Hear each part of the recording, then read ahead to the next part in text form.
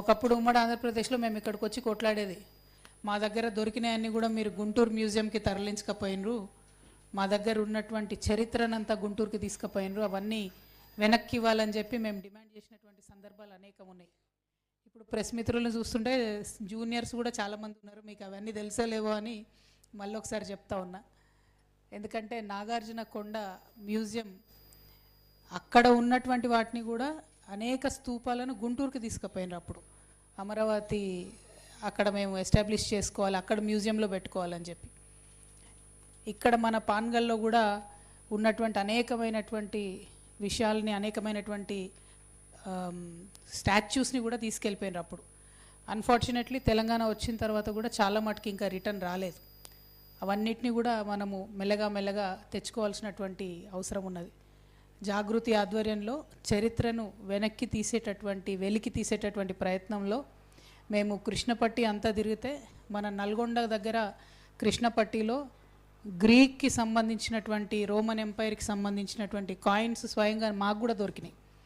చిన్న చిన్న స్టోన్స్ చూస్తే 60,000 ఏండ్ల చరిత్ర ఉన్నటువంటి ప్రాంతంగా నల్గొండను మనము చూసుకోవడం జరిగింది.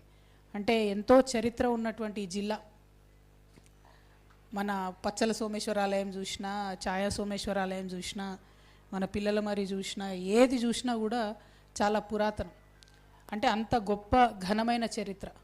ఒక పక్క ఆ చరిత్ర ఉంటే, ఇంకొక పక్క మనము సాయుధ రైతాంగ పోరాటం, ఏ ఊరిని దట్టినా, ఏ గడపను దట్టినా ఆ జ్ఞాపకాలు లేనటువంటి ఇల్లు నల్గొండలో కనపడదు. ఆ సాయుధ రైతాంగ పోరాటము మొన్నటి దాకా అన్ఫార్చునేట్లీ మల్లు స్వరాజమ్మ అమ్మగారిని కోల్పోయినాం మొన్న.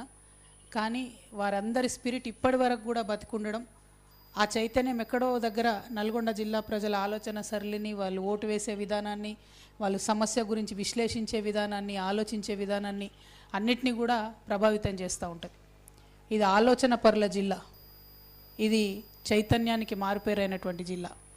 ఈ జిల్లాలో ఇక్కడి ప్రజలతో నేను తెలంగాణ ఆడబిడ్డగా ఈ జిల్లాలో దాదాపు ప్రతి నియోజకవర్గంలో తెలంగాణ ఉద్యమంలో చాలా చోట్లకి తిరిగినటువంటి వ్యక్తిగా, అంతకుముందు హుజూర్ నగర్ ఇక్కడ ఉన్నప్పుడైతే ఇక్కడ సిమెంట్ ఫ్యాక్టరీలు ఉన్నాయి, ఉద్యోగాలు వేరే వాళ్ళకి ఇస్తున్నారని చెప్పి ఒక ప్రత్యేక కార్యాచరణ తీసుకొని కొలువు కోసం కొట్లాట అనే కార్యక్రమంతో తెలంగాణ ఉద్యమం అంతా కూడా ఫైట్ చేసినాం ఇక్కడ పిల్లలకు ఉద్యోగాలు రావాలని.